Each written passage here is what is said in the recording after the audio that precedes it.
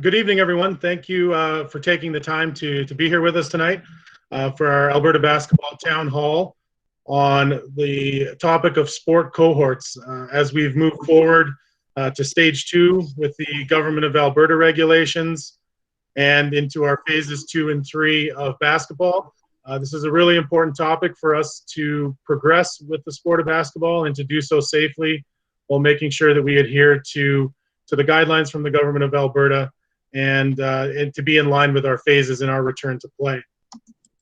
Just a friendly reminder to please keep our cameras off and our microphones off unless you're one of our presenters for this evening.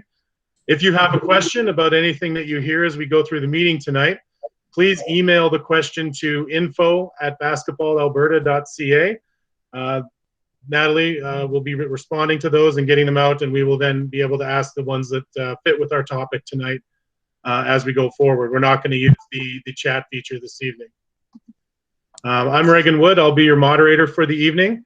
We have an excellent lineup of speakers from the Government of Alberta and from Stephen Indig from Sport Law who are going to address us tonight. So we'd first like to welcome Marvin Dobish and Stephen Patrick from the Government of Alberta from the Department of Sport, Physical Activity and Recreation. They're going to speak specifically to the Government of Alberta policy and where we're at. So Marvin, we'll turn the time over to you to start with and just cue me when you need the slides move forward. All right, thanks Reagan. Can everybody hear me?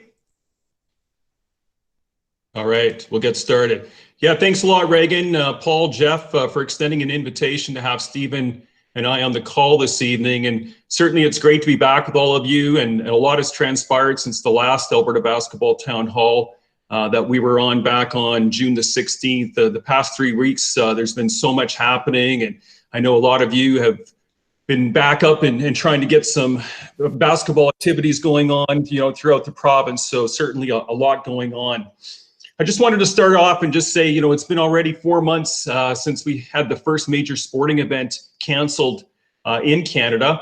The Arctic Winter Games Society canceled the 2020 Arctic Winter Games, which were scheduled to be held in the Yukon. And that was the first major event that was canceled back on, March the 7th. And it's been 4 long months.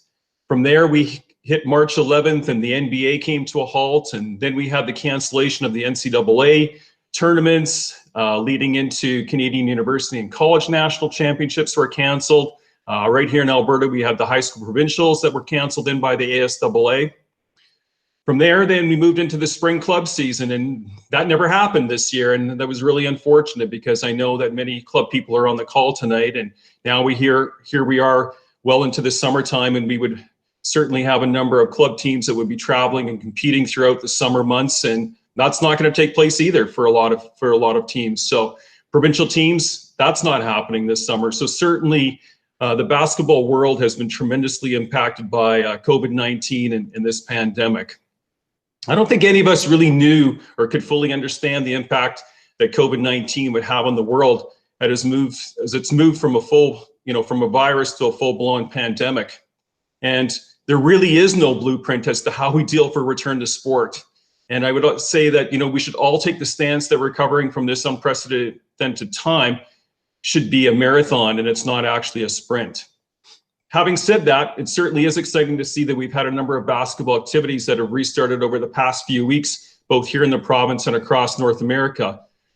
To be able to actually watch some live basketball on TV the last few days as the ESPN sponsored the basketball tournament kicked off this past Saturday, with TSN showing a number of games, is better than certainly watching rerun after rerun of NBA games from the past.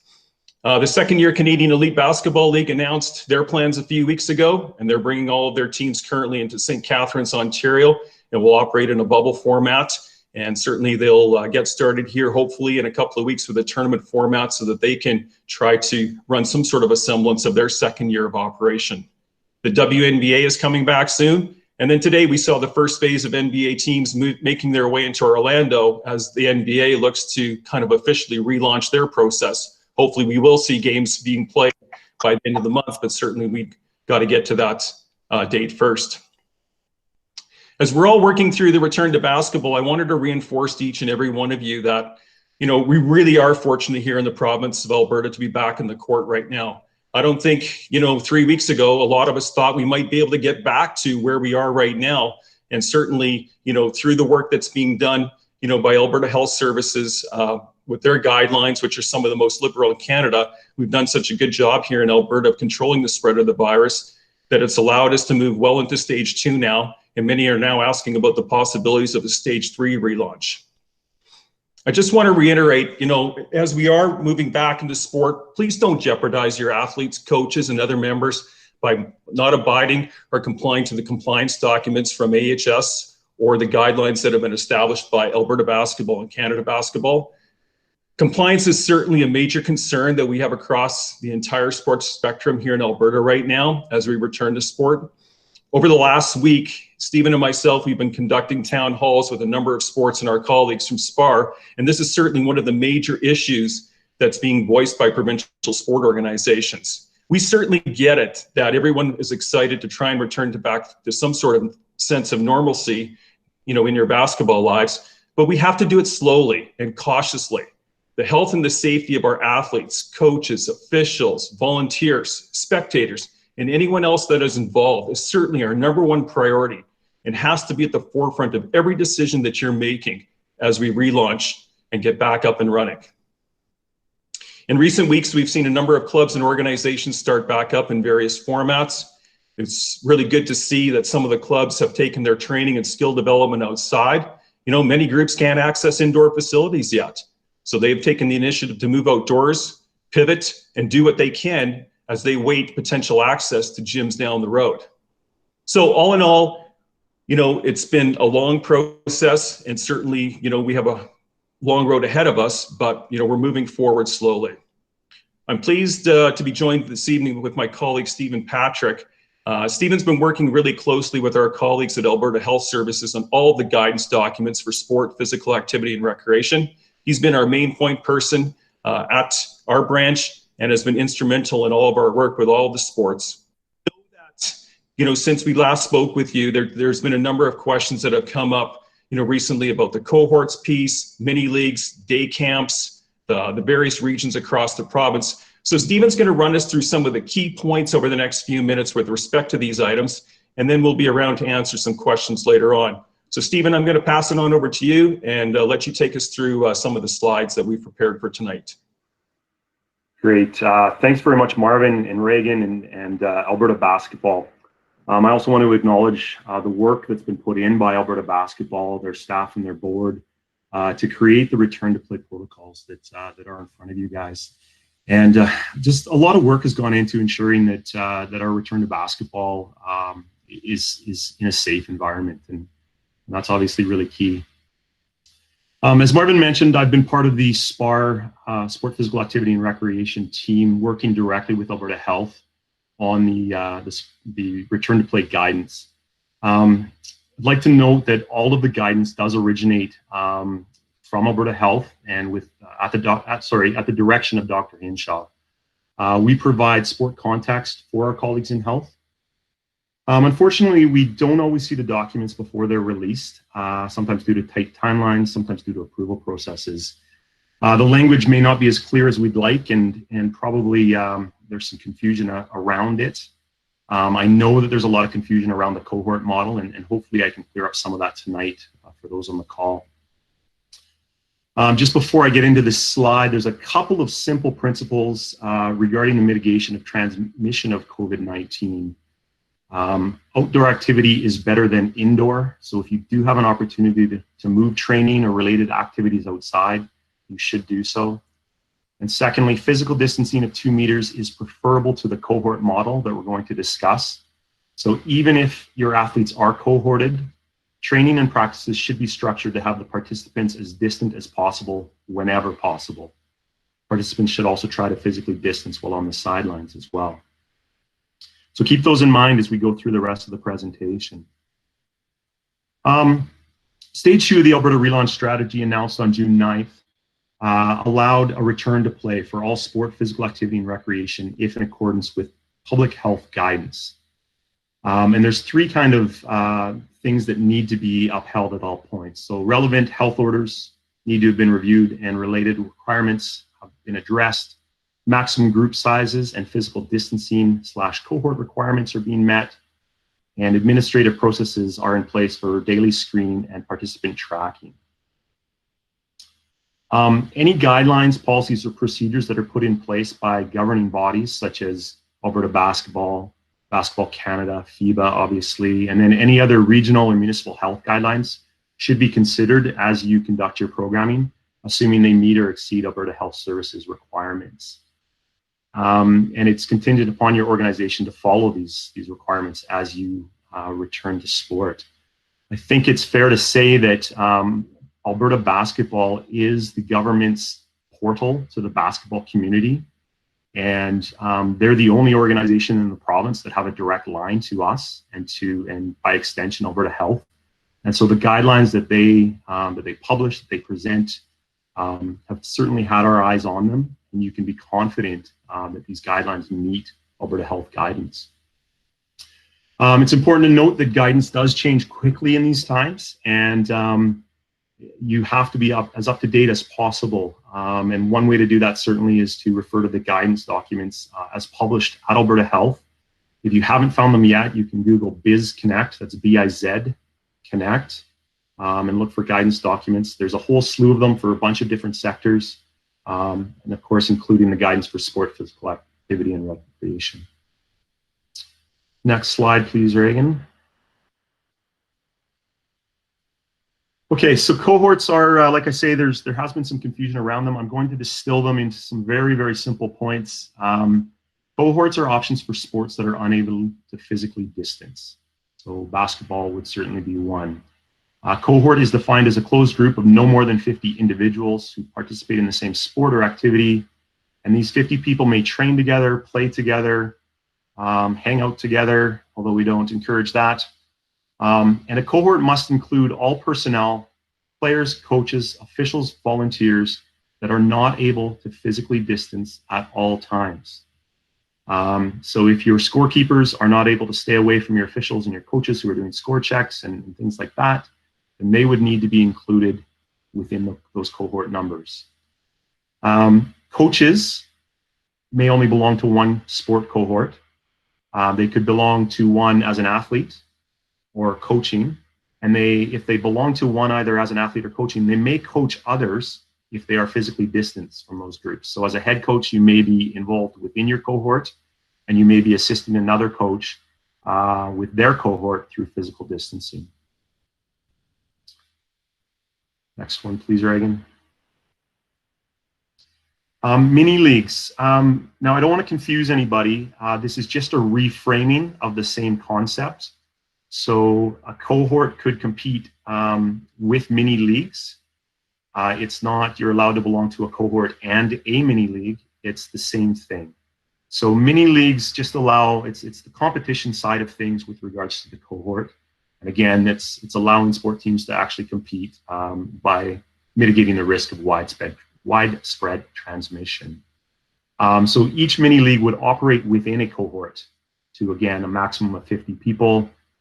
So it could be 50 people within the same association that would play off against each other in these mini league scrimmages, or it might be multiple associations. So you may train separately in smaller groups and then compete against a rival association, as long as the total number of people within that cohort doesn't exceed 50. Teams in different mini leagues and different cohorts should not play each other.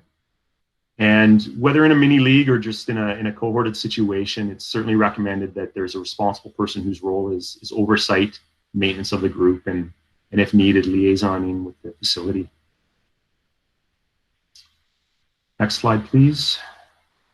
So some very, very simple key principles here. The expectations are that individuals participate in only one cohort at a time.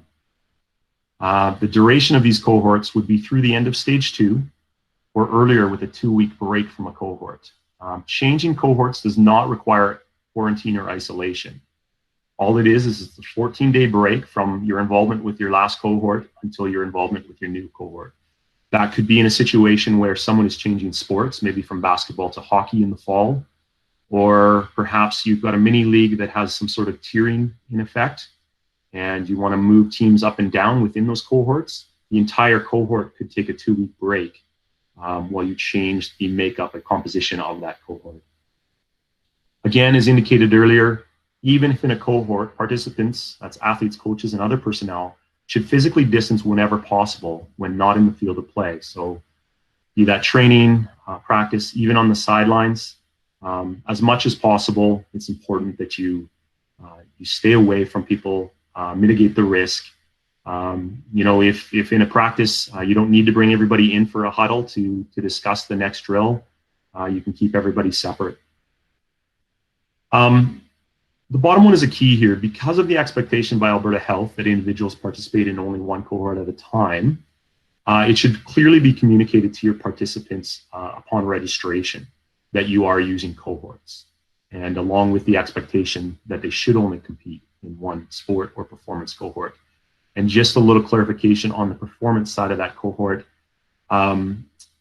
it refers to theater or dance. So if you have an athlete participating in a basketball cohort, they couldn't also participate in a dance cohort as well. It's considered the same type of cohort. One more slide here. We've added this in. It's not within the guidance provided for return to sport. It's a separate guidance document as indicated there. And again, you'll find it on the Alberta Biz Connect website. We know that there's a lot of day camps that are operated within the basketball community. And we wanted to show kind of the similarities and the alignment between these two structures. So again, day camps should be operated in cohorts of 50 people or fewer. That would include all those that can't physically distance. That cohort should, of course, remain the same every time the group meets, and there shouldn't be any mixing or intermingling of cohorts. And of course, with the equipment, we do want to clean or disinfect that equipment between cohort uses so that there isn't kind of mix between the two groups. Again, the bottom here, coaches, staff must be trained on physically distancing, hand hygiene, respiratory etiquette, cleaning and disinfecting, and any updated policies or procedures. And I think it's really important to note that we all have a responsibility with this, and we can't delegate this responsibility away. As a coach, we know that there's lots of pressures on you already just within the sport of basketball, and now we're adding all of these safety measures. But it's important that you're familiar with them and you're not. You can certainly delegate it to somebody else to kind of oversee it, but you should be knowledgeable about the information and about the guidance that's put into place by Alberta Health. I know there's a question period later that I'll be sticking around for, so that's it right now for my presentation.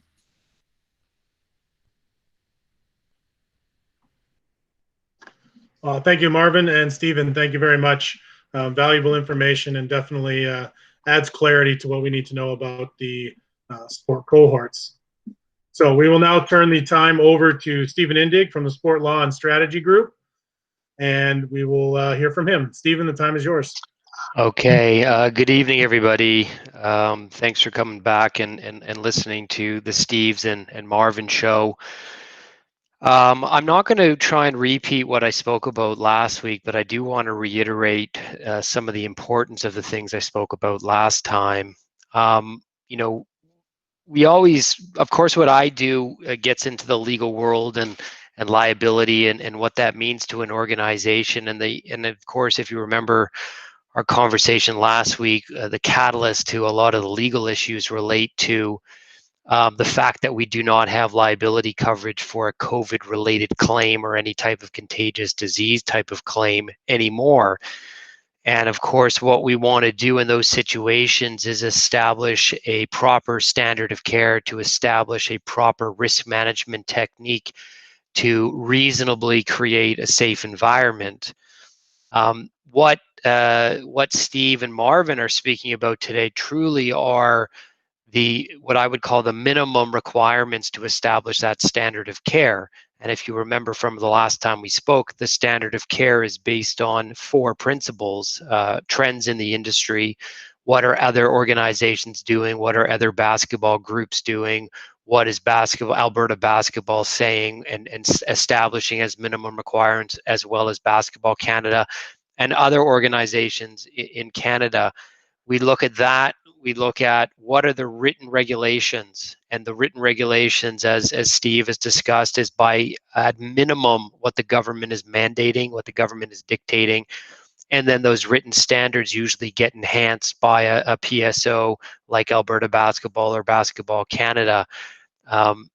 We also have to look at reasonableness. How have the courts interpreted the use, the standard of care required? Now, of course, in a COVID environment, that standard is probably still untested, but really, if you look at previous case law, what the courts expect is not perfection. They expect reasonableness. And what would a reasonable organization do in a similar circumstance? So again, by applying the trends and the written rules and common sense and reasonableness, we start establishing, as I said last time, a line, and we want to prove that we are doing more than just the minimum required. I know everybody on the call today, of course, is a basketball lover, including myself. And as Marvin mentioned, we should see some NBA games happening sometime soon.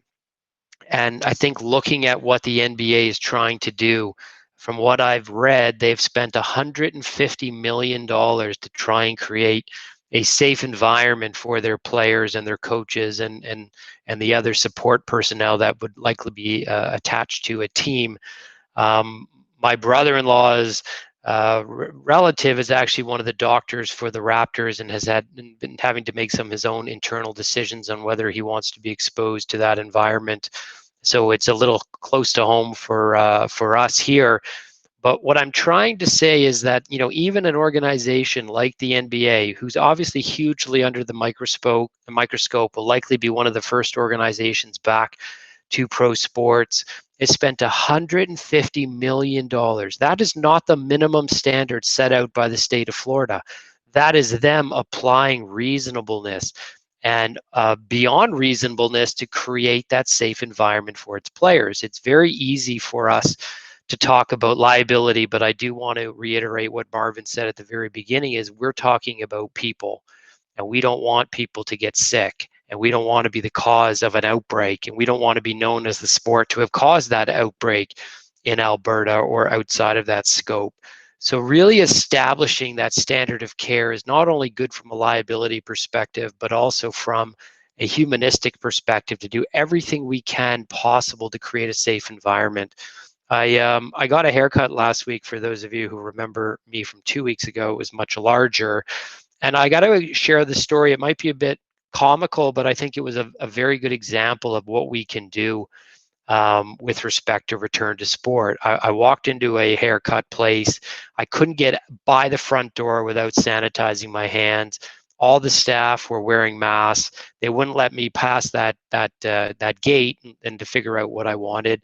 I said, I'd like to give a haircut. Do you have an opening? Yes, it'll be 15 minutes. We just washed the couch and sanitized the couch. No one has sat on it. Go ahead. And I did. And then when it was time to get my haircut, they literally wrapped me in plastic from my head to my knees. And I couldn't even move my hands. I couldn't touch anything if I wanted to because of the bag. And the hairdresser cut my hair. She had a mask on. And I could see them sanitizing my station after I'd left. And of course, I paid with tap credit card. We didn't have to touch. And I was very impressed with the way they managed that from a standard of care perspective. I think they did everything beyond reasonable. They went beyond the government mandation of what's required to be opened. And again, we want to create a very good, valid legal argument that we did everything possible from a liability perspective and from a humanistic perspective. So I really want to reiterate the importance of going beyond. You can hear Marvin and Stephen and Regan all talking about, yes, we've said you can go to here, but if you remember, I said last time we spoke, hurry up and slow down. Do this slowly. Make sure you can manage a safe environment rather than opening your doors up to 50 people or a mini league. Start with 10. I know I had some conversations with Alberta Basketball about 2 people per hoop, and start there and see if you can control the environment and create that safety. Every single person is dealing with COVID-19 differently, and their seriousness or their ability to social distance or the seriousness of social distance is different for everybody. But we as an organization have to create that safe environment. Again, from a liability perspective and from a humanistic perspective. I mentioned last time the threat of litigation. Without insurance and without a valid defense, it's going to be very challenging process. The legal defense fees may alone cause us to close down. So what we again want to do is implement those risk management strategies, declarations, COVID attestations, waivers, assumption of risks. If you're not incorporated, get incorporated either as a for-profit or as a society. And I know we're reiterating a lot of the things we spoke about a couple weeks ago, but I can't emphasize it enough. Look what's happening in the United States. If we adhere to the minimum government relations, look what's happening in the United States. I think they had over 10,000 positive tests today.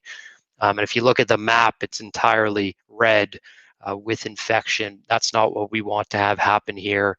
We want to create that valid standard of care, and I'm urging you to look beyond the minimum, do things safely, do things cautiously, and I'll stop there, Regan. I think I'm repeating myself a lot, but I think it's so important to remember that even though they say 50, let's do it a little bit cautiously and safely. And some of you may be in a facility of 3 or 4 basketball courts, and other of you may be in the gym that's one where the 3-point lines touch each other. So use your common sense. So I'll stop there, and of course happy to stick around for questions.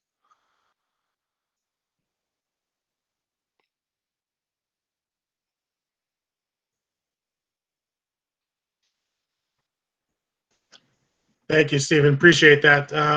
Let's get to a few of the questions here. So when you're talking about waivers and attestations and all those things, is it a requirement to have a physical copy of the screening paper, or is a verbal commitment sufficient? Yeah, that's a great question. I for sure would want a paper copy. I do not want to have any doubt as to what the terms of the agreement are. Again, as I said a couple weeks ago, a waiver is a very onerous document where in essence you're telling people to come play your sport. They may get hurt, and if they do, they can't sue you. So from a obligations perspective, it's rather high. And to try and make a legal argument that person waived that right orally, I think it's going to be very difficult to do. So big advocate on paper documents. There's also online software that you can use like Smart Waivers. If you just Google online execution of waivers, you'll see a lot of software available to you. But I would not be doing oral waivers. Absolutely not. I would strictly be going on paper. And most of the time when a waiver is unenforceable, it's related to the execution or the uncertainty of what the terms were. By doing it in paper, we've eliminated all of those ambiguous arguments. Perfect. Thanks, Stephen. So, and in your opinion, what are steps that need to be taken for reasonableness? What are a few things that you think that will make us qualify in basketball to have that particular aspect of liability covered? Yeah, good question again. I mean, again, at a minimum, look what the government of Alberta is mandating with respect to a return to sport protocols. Look at what Alberta basketball has spoken about in their return to play protocol. And then as Marvin and Steve spoke about, start implementing those practical measures. So social distancing off the court, minimizing the number of people, executing a routine hygiene program. I know some sports have said, every 15 minutes, everyone goes out, washes their hand, and they give the ball a spray. Again, I'm not putting anything concrete with respect to whether you should do it every 10 minutes or 20 minutes or 15. It's really about that common sense perspective. My kid's playing baseball. He's 8. They've had a practice already here in Ontario. The parents were socially distancing on the bench, and the coach asked us to get up and leave. that we couldn't sit there because we were considered as part of the cohort for the permit, which couldn't be above 10 in Ontario. So we had to move and spread ourselves out more thoroughly through the park. One of the coaches was walking around routinely with some hand sanitizer. Each kid had their own equipment. And those were the practical measures that they were implementing. So fundamentally, as I said before, follow the written guidelines from Alberta, from Alberta basketball, from Canada basketball, and then after that, start implementing what I would suggest would be your common sense approaches. Have that sanitation, station on the way in. Figure out how you can keep sanitization and social distancing during the event, and then same thing on the way out. The other thing, of course, we want to do is have those attestations done on a daily basis, track your attendance, and for sure have that waiver or assumption or risk document signed in advance. Perfect. Thank you, Stephen. And for those on the call, we have all of those documents available in our return to play protocols that are accessible to everyone. So we have those set up for you to use now. So please take advantage of those things. I think, Stephen, that's probably all the questions that we have that fit from a legal perspective. So we really appreciate your time, and thank you for doing that. For Stephen, Patrick, and Marvin, can you form a cohort from outside your city?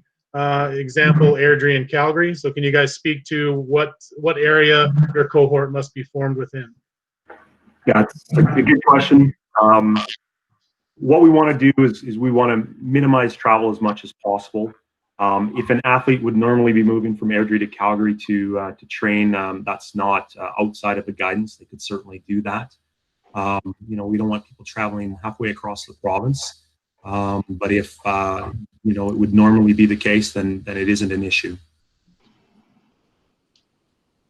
Okay, and again, we've seen the Alberta Health Zone map. Is that the guideline that we should be following for the formation of the cohorts? Yeah, so that's a tricky one. We want to use it as a guideline, but it isn't necessarily something you want to take as pure guidance. The issues are things like Olds and Didsbury being in different cohorts. It would make sense for them to cohort together. So these are, of course, hypothetical lines drawn across the province that serve the health regions. So we want to use it as a guideline, but it's not it doesn't tell the whole story, I guess. What we don't want to see is we don't want to see health zones being jumped over. So groups in the north traveling into the central zone, groups from the south traveling into central. Within those regions, there's a lot of, we don't want to see Fort McMurray traveling to Grand Prairie. There's no need for it at this time. Stay as close to home as possible and limit your footprint, limit your travel, and limit the risk of transmission. Perfect. Thank you, Stephen. Another one, if an athlete leaves their cohort, and it's as right now we've got it lined out that they need to stay away from anything else for 2 weeks. However, if one was to take a COVID-19 test, get the results back that their test was negative, would they be free to join another cohort since they have a shown negative test?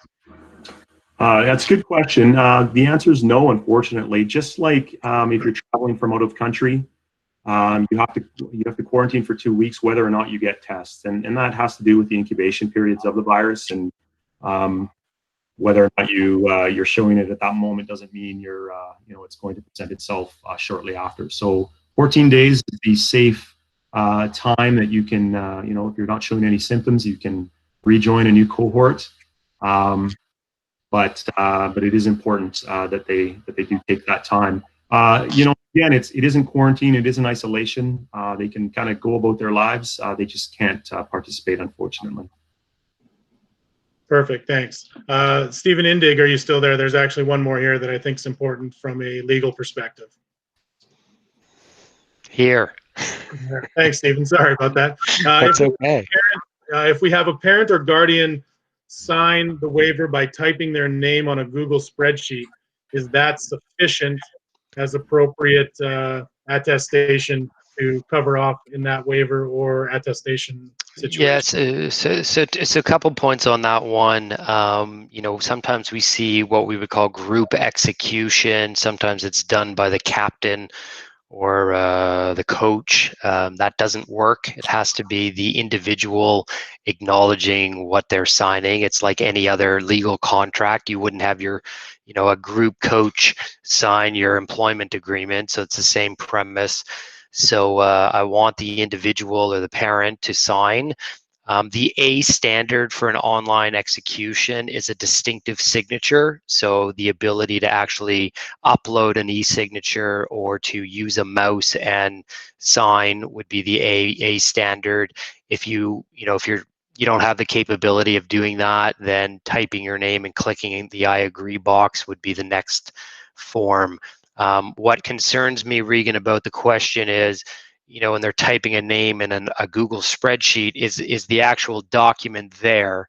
And I think that's super important, that there's a paper trail, for lack of a better term, to say, here are the terms, and I agree to those terms, rather than, I've handed you a sheet, you signed a Excel type sheet, and I can't tie it back. Like the more arguments that you allow for invalidity of the document, the worse we are. Why create an environment where we're creating arguments for the other side? Of course, if there is litigation and the other side did sign a waiver, they're going to try and argue that it wasn't enforceable. We don't want to give them evidence to support that claim.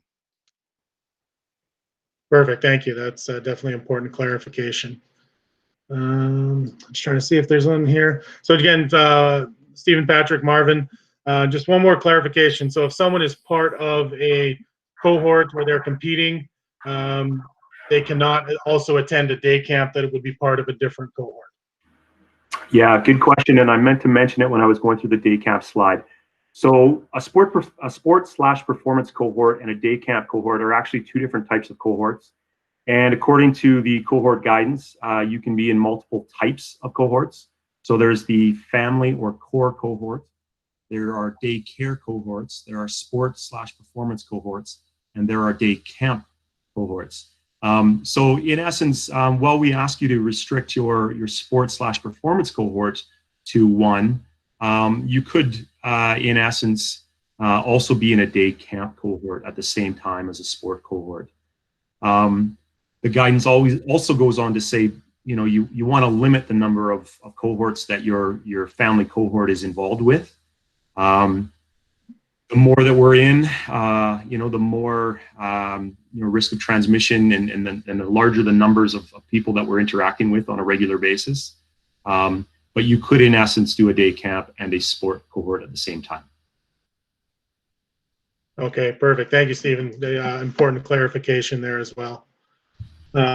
So anyone else that asked questions, some of them were more relevant that we can answer in a written form online. So we will post answers to other questions online. And again, the purpose of these town halls is for us to be able to provide you guys with as much information as we can, so that we can make our return to sport as safe as possible.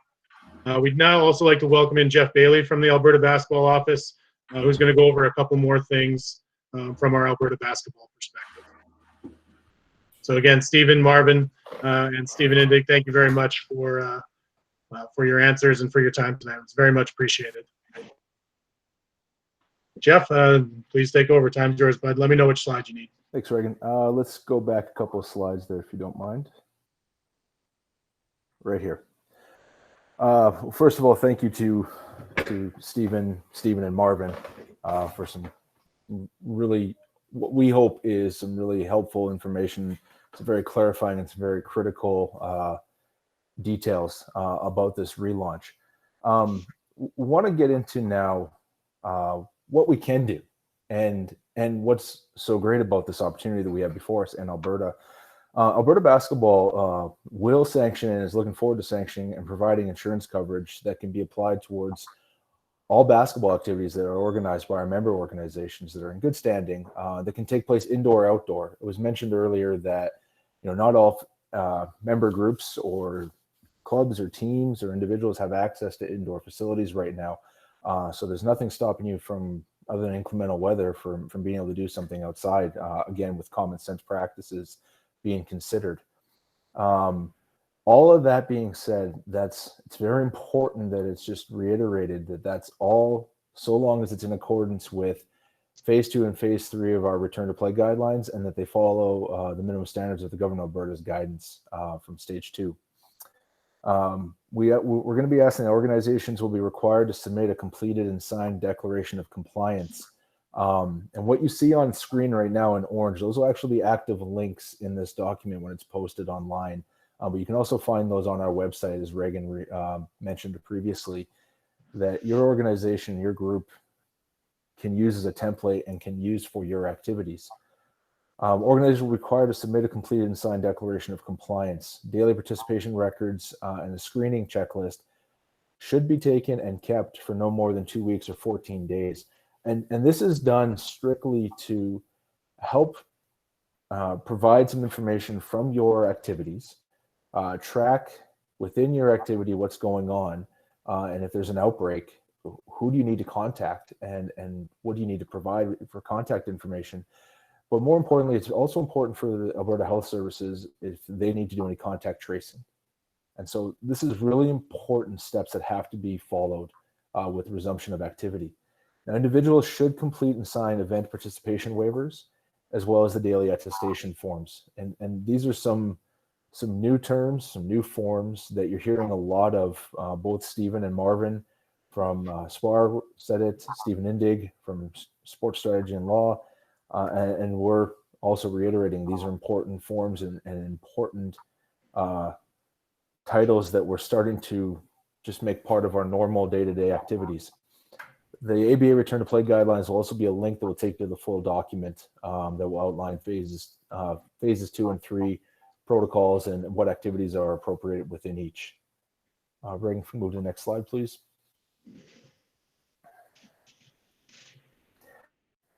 Now, the guidelines were posted on the 26th, on a Friday.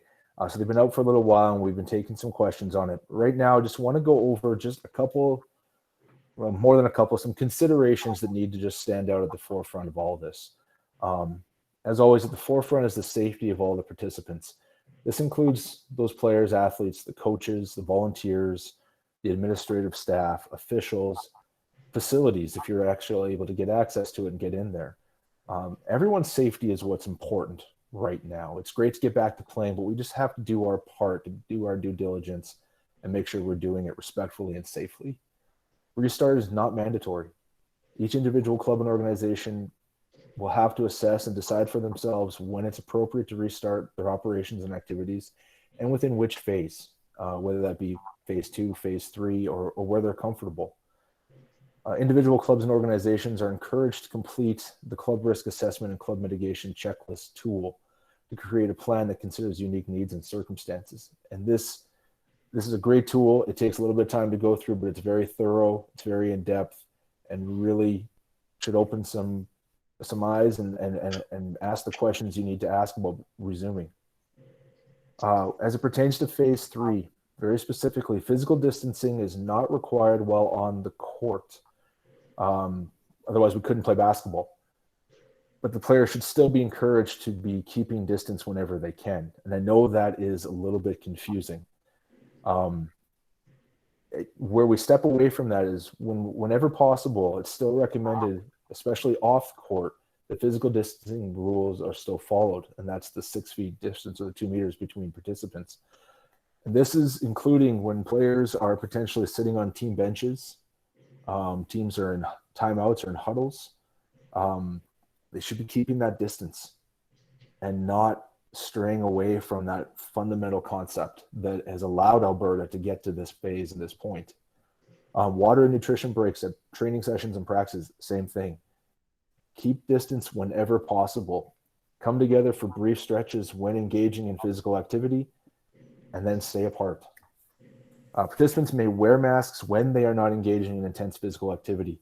It's not recommended. It's in the guidance documents that when performing intense physical activity that they wear the masks, but afterwards, again, on the sidelines, in between games practices, on the way to the vehicles leaving the facility, masks can be worn. It's important that essential basketball team staff personnel only should be permitted in the gyms, as determined on a team-by-team basis. They are allowing for spectators. Now, the spectator guidance is excluding parents and guardians where necessary for player support. However, spectators should be kept out of participant spaces. So if there are no bleachers or seating areas or viewing areas within the facility that we have booked, we're going to have to find another way for parents, spectators to be able to observe what's going on the court. They can't be right on the bench or beside the bench. Physical distancing of a minimum of 2 meters should be maintained at all times, unless from the same household or cohort family. Up to a maximum of 100 seated spectators would be allowed, as per the guidance, provided that a minimum distance of 2 meters is possible between those who are attending. It's strongly recommended that all spectators, when spectating, are wearing masks, especially in an indoor setting. And cheering and yelling is strongly discouraged at this time. We all have been in competitive environments. We've all been on the court and we've all been in the stands, and we know how excited everyone can get. But it's important, and it's very clearly stated in the guidance, cheering and yelling should be discouraged because of the high risk of spreading of droplets. And the last point at the bottom, if someone in the cohort training group develops COVID-19 symptoms, they should alert a designated member of the coaching staff or that responsible person from the cohort and consult a COVID-19 assessment center. Other participants within that cohort group should monitor for symptoms and should consult a COVID-19 assessment center. Next slide, Reagan. So we want to close by just reiterating the definition, bringing this all together. This is in the Alberta Basketball Guidance Return to Play document. It's from Alberta Health Services and the Government of Alberta. Sport cohort is currently defined as a closed small group of no more than 50 individuals. It's important to remember this consists of players, officials, coaches, trainers, and or managers who do not maintain a physical distance of 2 meters at all times while within that cohort group, and who participate in the same sport activity and remain together for the duration of stage 2 of Government of Alberta's relaunch strategy. Individuals may participate in only one sport cohort. Sport cohorts do not need to keep the 2 meters apart. However, physical distancing should be practiced when not participating on the court. For example, on the sidelines, before and after activities, and in other such instances. Sport cohorts should only participate in sports and physical activities within the zone where they reside. At this time, do not mix or engage in play with cohorts from different zones or regions within Alberta, into what would be interregional, or outside or out of province, which is cross-jurisdictional. Try to seek sport opportunities in your own community, your neighborhood, town, or municipality, or within those communities that are close by. I think the example was Olds and Didsbury. Alberta, for guidance, Alberta is divided into 5 health zones. They are the South, Calgary, Central, Edmonton, and North. And there's a map of the 5 zones that can be found at that link, which again will be available once this document is posted.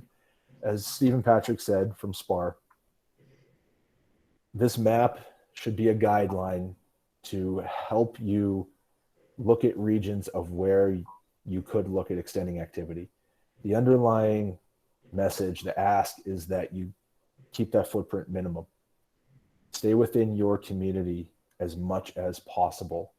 For those who are traveling normally, as normal routine, there's considerations for that. But let's try to do what is in this guidance at this time so that we can keep moving forward and hopefully look to have a more robust return to play that allows more training and competition opportunities. The other part to this will be in addition to this document being placed online for everyone to go back and reference, along with the Alberta Basketball Return to Play guidance. This town hall presentation is being recorded and will also be available as early as tonight, if not by tomorrow, to rewatch if there's anything that was missed. And I will turn it back to you, Reagan. Well, thank you, Jeff. And again, big thank you to Stephen Patrick, Stephen Indig, and Marvin Dobish for their time this evening and giving us the opportunity to have some questions and to get the information from those who have been in charge of helping provide us with the information. So again, to reiterate what Jeff said, we did record this tonight, so you can go back and reference it.